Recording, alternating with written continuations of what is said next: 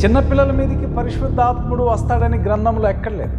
ఒక వ్యక్తి పరిశుద్ధాత్ముడు అన్న వరాన్ని పొందుకోవాలంటే అతను దేవుని వాక్యం వినాలి. అయితే నా సూటి ప్రశ్న church of Christ David Paul గారికి నా సూటి ప్రశ్న మొట్టమొదటిగా ఏంటిదంటే, వాస్తవానికి మీరు పరిశుద్ధాత్మను నమ్ముతారా? పరిశుద్ధాత్మ వరములను నమ్ముతారా? దీనిని బట్టి జఫన్య శాస్త్రాన్ని పడినటువంటి వ్యక్తికి బైబిల్ గ్రంథం తెలియదని ధైర్యం ఉంటే జఫన్య శాస్త్రికి కౌంటర్ వీడియో పెట్టమను, లేదంటే లేఖనాల్లో ఎక్కడైనా చిన్నపిల్లల మీదకి పరిశుద్ధాత్ముడు వచ్చిందని తెలియచేయమను. డేవిడ్ పాల్ గారికి నేను చెప్తున్న మాట ఏమిటంటే, జఫన్య శాస్త్రి గారి దాకా ఎందుకయ్యా? ఆయన కుమారుడిని, ఆయన పిల్లలము మేము మీకు కౌంటర్ వీడియో చేస్తున్నాం, ఆయన దాకా అవసరం లేదు. ఆయన రేంజ్ నీకు చాలా ఎక్కువ, మేము మీకు సరిపోతాం కనుక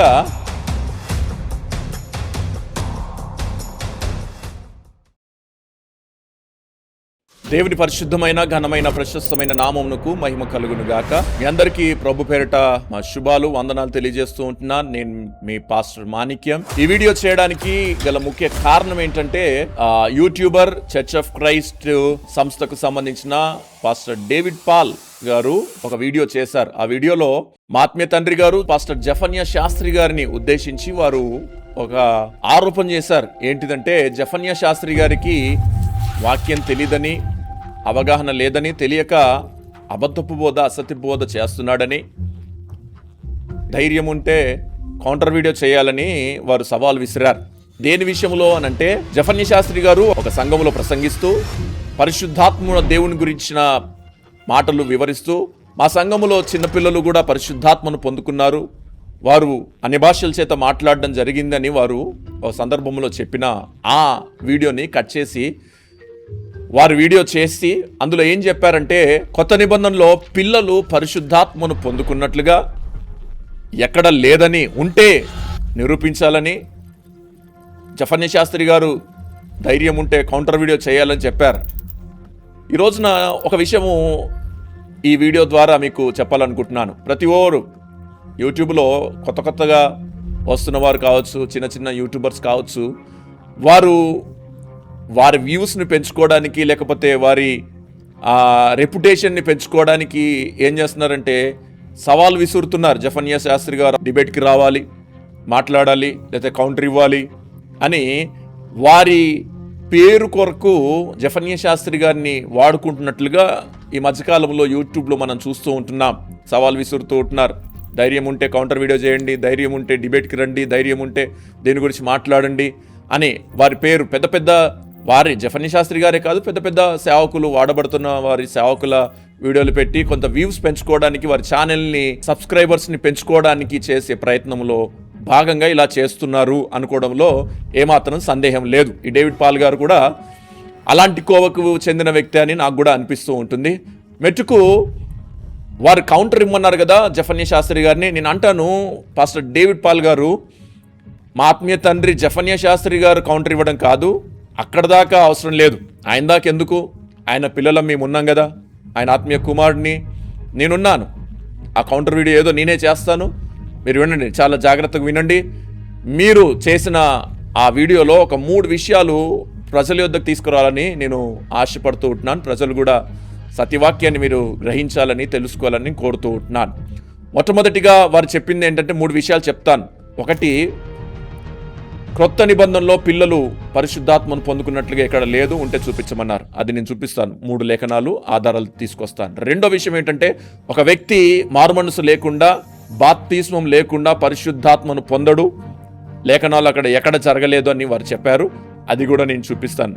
మూడవదిగా, కొర్నేలి ఇంటిలో వారు పరిశుద్ధాత్మను పొందుకోవడము పేతురు యొక్క తప్పిదం వలన, పేతురు యొక్క ధిక్కరణ వలన, దేవుని ఆజ్ఞకి అవిధేయుడుగా ఉన్నందువలన అలా జరిగింది, తప్పితే అలాగ జరగదు. అది పేతురు యొక్క తప్పిదమే అని వారు చెబుతూ ఉంటున్నారు. అది పేతురు యొక్క తప్పిదం కాదని, ఆయన అవిధేయత వలన జరిగిన విషయం కాదని నేను వాక్యం ద్వారా నేను నిరూపించాలనుకుంటున్నాను.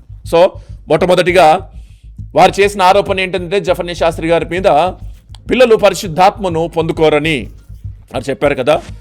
అయితే నా సూటి ప్రశ్న church of Christ David Paul గారికి నా సూటి ప్రశ్న మొట్టమొదటిగా ఏంటంటే, మీరు వాస్తవానికి మీరు పరిశుద్ధాత్మను నమ్ముతారా? పరిశుద్ధాత్మ వరములను నమ్ముతారా? అన్య భాషలు మీరు నమ్ముతారా? ఈ విషయాన్ని మీరు చెప్పాలి. మీరు నమ్ముతారో లేదో ఒక కౌంటర్ వీడియో ద్వారా మాకు వివరించాల్సిందిగా కోరుతూ ఉంటున్నాను. విషయంలోనికి వస్తే, ప్రజలారా, వారు చేసిన అసత్యపు ఆరోపణ లేదంటే వాక్యంలో లేనిది వారు చెప్పారు. ఏంటంటే పిల్లలు పరిశుద్ధాత్మను పొందుకోరని, లేఖనంలో అలా లేదని నేను నిరూపిస్తానికి ఈ మాట చెబుతూ ఉంటున్నాను.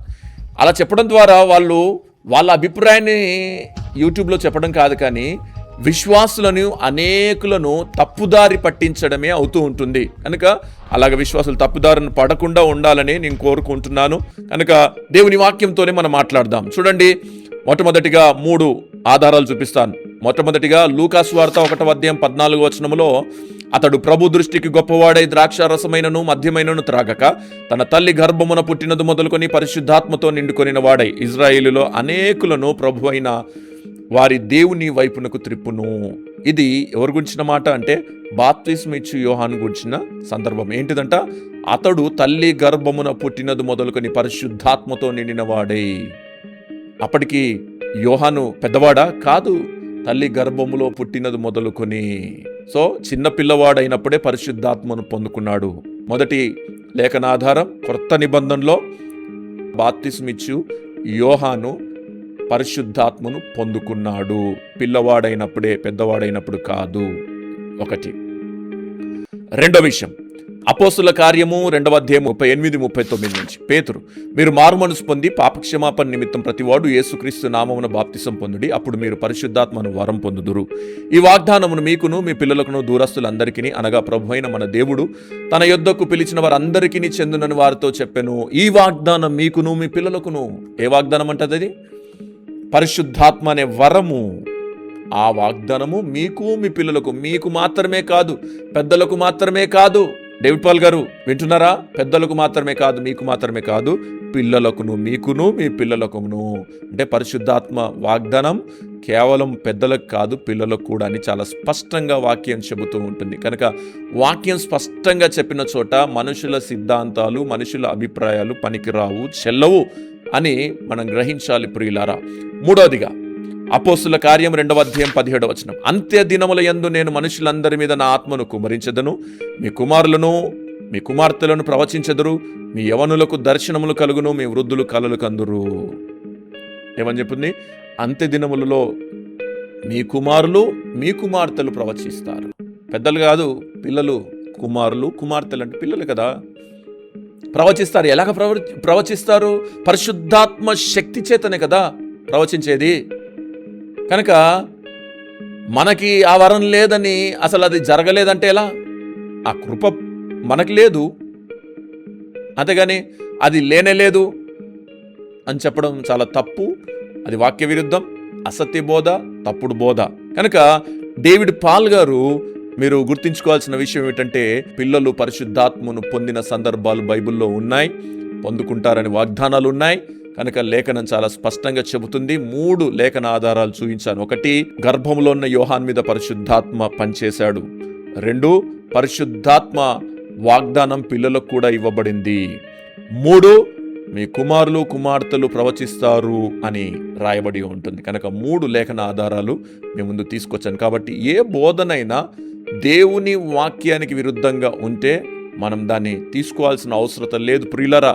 ఈ రోజున యూట్యూబ్లో చాలామంది ఏమాత్రం అవగాహన లేకుండా వాళ్ళ రీచ్ కొరకు, లేకపోతే వ్యూస్ కొరకు కొన్ని అసత్య బోధలు, అబద్ధపు బోధలు చేస్తూ ఉంటున్నారు. కనుక గమనించండి, వాక్యాన్ని వక్రీకరించే బోధను మనము అనుసరించాల్సిన అవసరం లేదు, స్వీకరించాల్సిన అవసరం లేదు.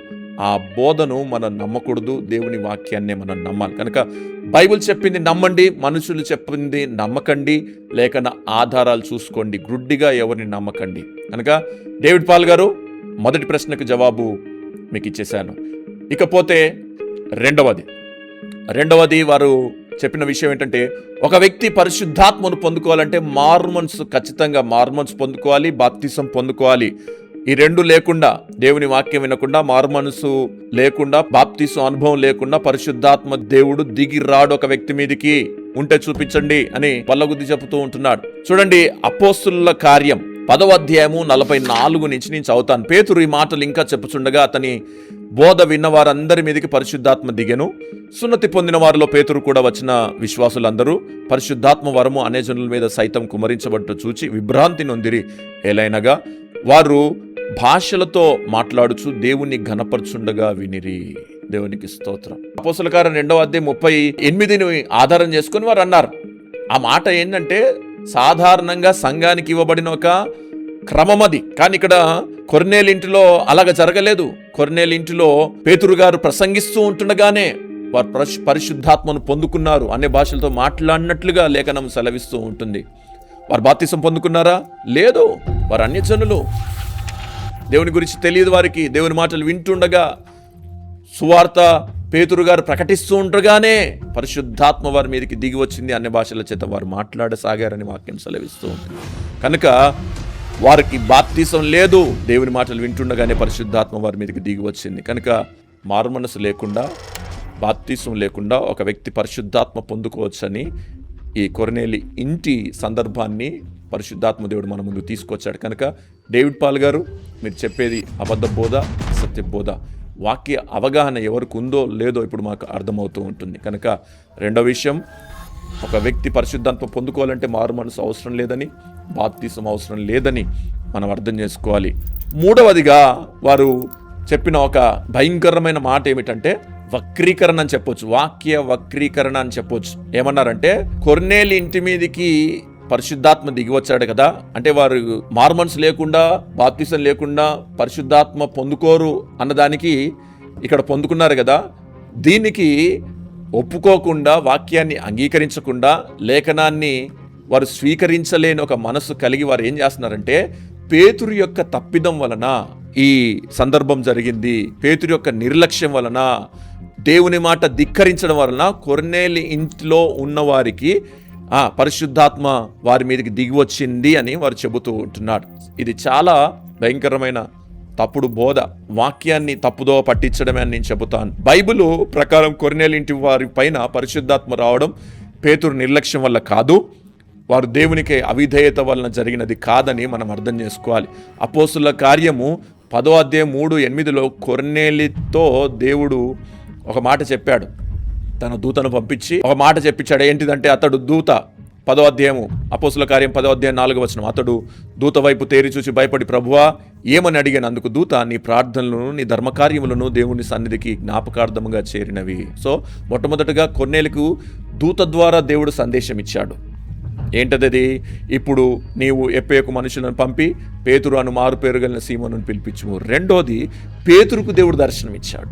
అపోస్తుల కార్యం 10వ అధ్యాయం 9-16 వచనాలు మనకు కనపడుతూ ఉంటుంది. ఏంటా దర్శనం అంటే, అతడు మిక్కిలి ఆకలిగొని భోజనం చేయగొరెను, ఇంటివారు సిద్ధము చేయుచుండగా అతడు పరవశుడై ఆకాశము తెరబడుటయు 4 చెంగులు పెట్టి దింపబడిన పెద్ద దుప్పటి వంటి ఒక విధమైన పాత్ర భూమి మీదకి దిగివచ్చుట చూచెను. అందులో భూమి యందుండు సకల విధములైన చతుష్పాద జంతువులను, ప్రాకు పురుగులను, ఆకాశ పక్షులను ఉండెను అని చెప్పిన తర్వాత ఆ దర్శనమును గూర్చి పేతురు గారు ఆలోచిస్తున్నారు. ఏమని ఆలోచిస్తున్నారంటే, పేతురు తనకు కలిగిన దర్శనం ఏమై ఉండెనో అని తనలో తనకు ఎటు తోచకై ఉండగా అపోస్తుల కార్యం 10వ అధ్యాయము 17-20 వచనాల్లో ఈ మాట రాయబడింది.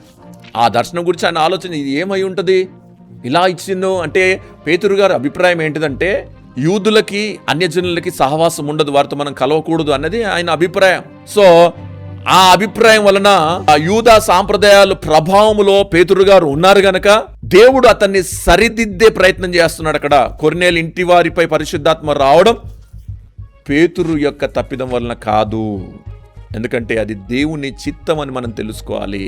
దేవుడు చిత్తం. అందుకనే మొదటగా దూత ద్వారా కొర్నేలికి సమాచారం ఇచ్చాడు, రెండోదిగా పేతురుకి దర్శనమిచ్చాడు, మూడోదిగా నువ్వు లేచి సందేహించక నువ్వు వెళ్ళు అని పేతురు గారితో చెబితే పేతురు గారు ఆ మాటకు లోబడి విధేయత చూపించి కొర్నేలి ఇంటికి వెళ్ళాడు. సో ఇక్కడ పేతురు చేసిన తప్పు ఎక్కడుందండి?